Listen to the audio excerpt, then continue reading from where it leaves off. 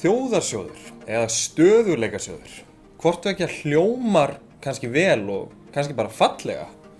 Ég meina að Norðmenn hafa verið með sinn þjóðarsjóð sem þeirra olíusjóður í mörg ár og það hefur gengið vel.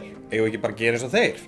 Það er ekki víst. Svona sjóðir byggja yfirleitt á óendurnýjanlegum auðlindum eins og olíu, en á meðan ætlum við að byggja þetta á endurnýjanlegum auðlindum sem til dæmis vatnsorka.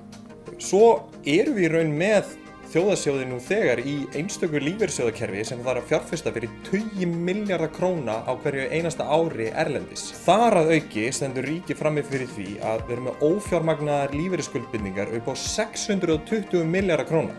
Væri ekki nær kannski að fjármagna þær fyrst áður en fyrir maður að ræða þjóðarsjóð. Og loks nú þegar byrjað að ráðstafa úr þessum óstofnaða sjóði, þannig að það má segja að hann sé götóttur, bæði bókstaflega og vissuleyti hugmyndafræðilega.